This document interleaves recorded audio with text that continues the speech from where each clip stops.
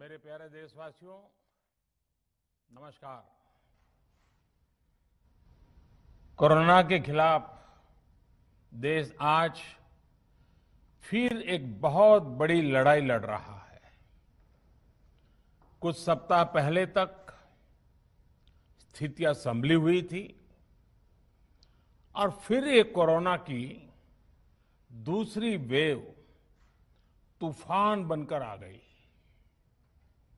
जो पीड़ा आपने सही है, जो पीड़ा आप सह रहे हैं, उसका मुझे पूरा एहसास है।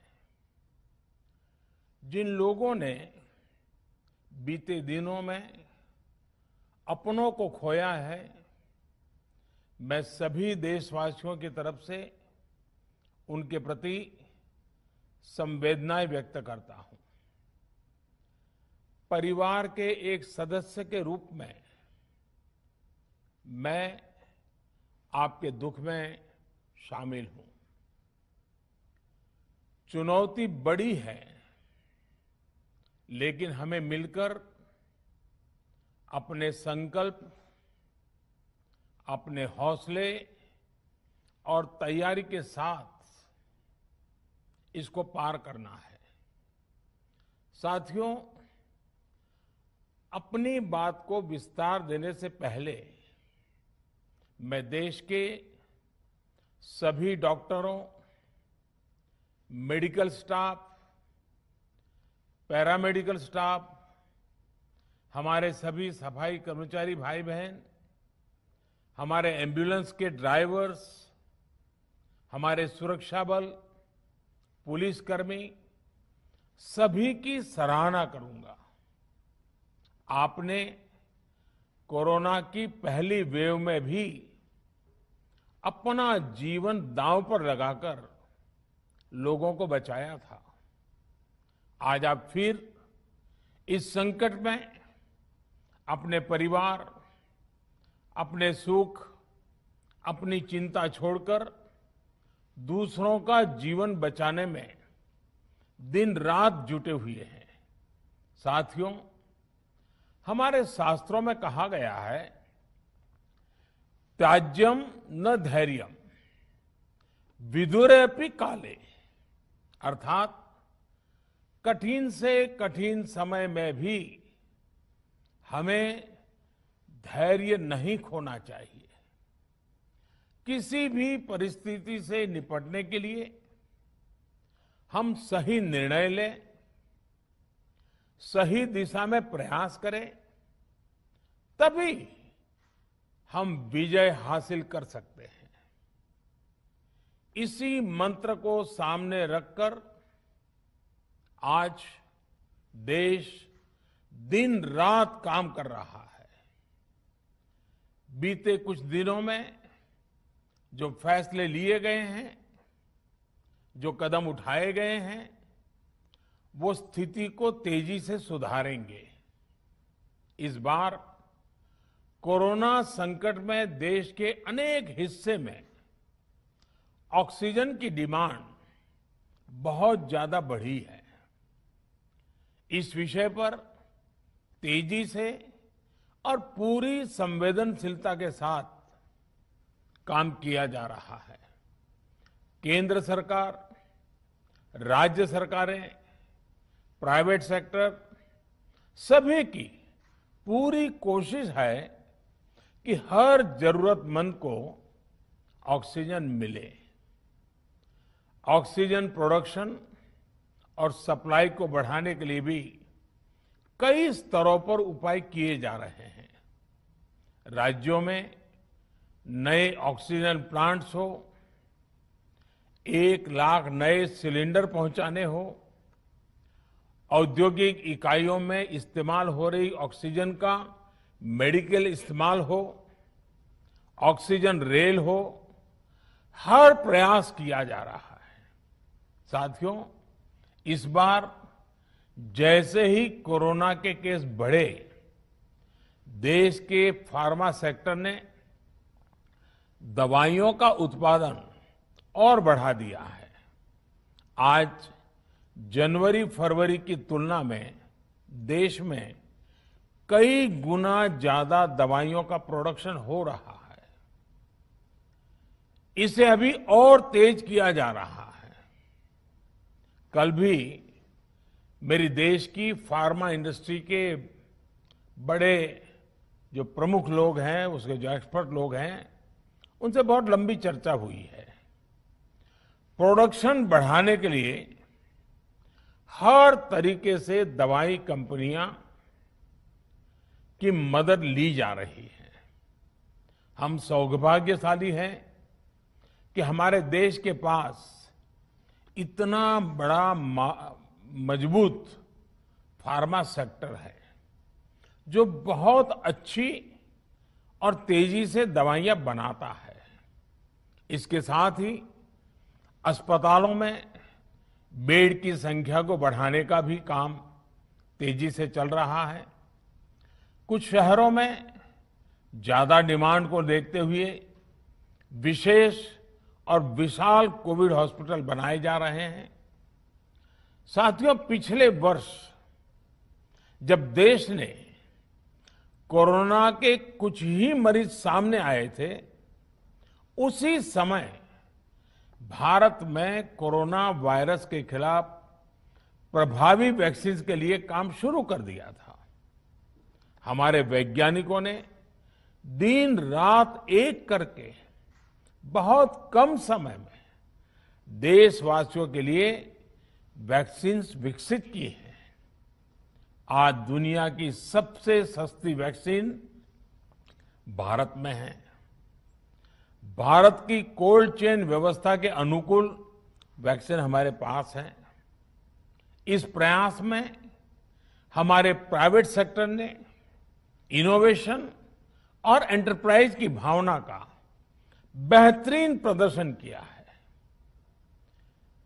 वैक्सीन्स की अप्रूवल्स और रेगुलेटरी प्रोसेसेस को फास्ट ट्रैक पर रखने के साथ ही सभी साइंटिफिक और रेगुलेटरी मदद को बढ़ाया गया है।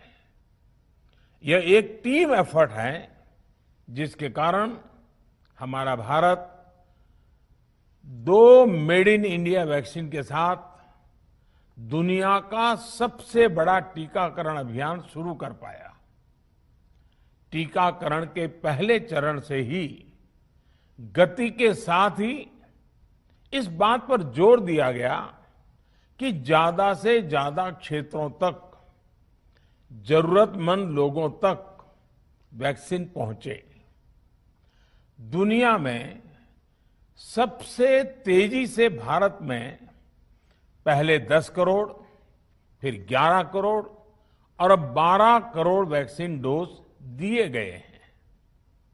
आज कोरोना से इस लड़ाई में हमें हौसला मिलता है कि हमारे health care workers, frontline corona warriors और सीनियर सिटीजन्स के एक बड़े हिस्से को वैक्सीन का लाभ मिल चुका है। साथियों, कल ही वैक्सीन को लेकर हुए एक और अहम फैसला भी हमने किया है। 1 मई के बाद से 18 वर्ष के ऊपर के किसी भी व्यक्ति को वैक्सीनेट किया जा सकेगा। अब भारत में जो वैक्सीन बनेगी उसका आधा हिस्सा सीधे राज्यों और अस्पतालों को भी मिलेगा। इस बीच गरीबों, बुजुर्गों, निम्न मध्यम वर्ग के लोग 45 वर्ष की आयु के ऊपर के व्यक्तियों के लिए केंद्र सरकार का जो वैक्सीन कार्यक्रम चल रहा है वो भी उतनी ही तेजी से जारी रहेगा। पहले की तरह ही सरकारी अस्पतालों में मुफ्त वैक्सीन मिलती रहेगी, जिसका फायदा, जैसा मैंने कहा, हमारे गरीब परिवार हो, हमारे मध्यम वर्ग, निम्न मध्यम वर्ग के परिवार हो, वो उनका लाभ उठा सकेंगे। साथियों, हम सभी का प्रयास जीवन बचाने के लिए है, और जीवन बचाने के लिए तो है ही, प्रयास से भी ये है कि आर्थिक गतिविधियां और आजीविका कम से कम प्रभावित हो। प्रयास का तरीका यही रखा जाए। वैक्सीनेशन को 18 वर्ष की आयु के ऊपर के लोगों के लिए ओपन करने से शहरों में जो हमारे वर्कफोर्स है उसे तेजी से वैक्सीन उपलब्ध होगी। राज्यों और केंद्र सरकार के प्रयासों से श्रमिकों को भी तेजी से वैक्सीन मिले लगेगी। मेरा राज्य प्रशासन से आग्रह है कि वो श्रमिकों का भरोसा जगाए रखे। उनसे आग्रह करें कि वो जहां है वहीं रहे। राज्यों द्वारा दिया गया ये भरोसा उनकी बहुत मदद करेगा कि वो जिस शहर में है वहीं पर अगले कुछ दिनों में वैक्सीन भी लगेगी और उनका काम भी बंद नहीं होगा। साथियों, पिछली बार जो परिस्थितियां थी वो अभी से काफी भिन्न थी। तब हमारे पास इस वैश्विक महामारी से लड़ने के लिए कोरोना स्पेसिफिक मेडिकल इंफ्रास्ट्रक्चर नहीं था। आप याद करिए देश की क्या स्थिति थी। कोरोना टेस्टिंग के लिए पर्याप्त लैब नहीं, पीपीई का कोई प्रोडक्शन नहीं, हमारे पास इस बीमारी के ट्रीटमेंट के लिए कोई खास जानकारी भी नहीं। लेकिन बहुत ही कम समय में हमने इन चीजों में सुधार किया। आज हमारे डॉक्टरों ने कोरोना के इलाज की बहुत ही अच्छी एक्सपर्टीज हासिल कर ली है। वो ज्यादा से ज्यादा जीवन बचा रहे हैं। आज हमारे पास बड़ी मात्रा में पीपीई किट्स हैं, लैब्स का बड़ा नेटवर्क है और हम लोग टेस्टिंग की सुविधा को निरंतर बढ़ा रहे हैं। साथियों, देश ने कोरोना के खिलाफ अब तक बहुत मजबूती से और बहुत धैर्य से लड़ाई लड़ी है। इसका श्रेय आप सभी को, सभी देशवासियों को ही जाता है। अनुशासन और धैर्य के साथ कोरोना से लड़ते हुए आप देश को यहां तक लाए हैं। मुझे विश्वास है जन भागीदारी की ताकत से हम कोरोना के इस तूफान को भी परास्त कर पाएंगे। आज हम अपने चारों ओर देख रहे हैं कि कैसे कई लोग, कई सामाजिक संस्थाएं जरूरतमंदों तक मदद पहुंचाने में दिन रात जुटे हैं। दवाई पहुंचाना हो, खाने या रहने की व्यवस्था करनी हो, लोग पूरे मनोयोग के साथ काम कर रहे हैं। मैं इन सभी के सेवा भाव को आदरपूर्वक नमन करता हूं और देशवासियों से अपील करता हूं कि अधिक से अधिक मात्रा में इस संकट की घड़ी में देशवासी आगे आएं और जरूरतमंदों तक मदद पहुंचाएं। समाज के पुरुषार्थ और सेवा के संकल्प से ही हम ये लड़ाई जीत पाएंगे। मेरा युवा साथियों से अनुरोध है कि वो अपनी सोसाइटी में, मोहल्ले में, अपार्टमेंट्स में छोटी छोटी कमेटियां बनाकर कोविड अनुशासन पालन करवाने में मदद करें।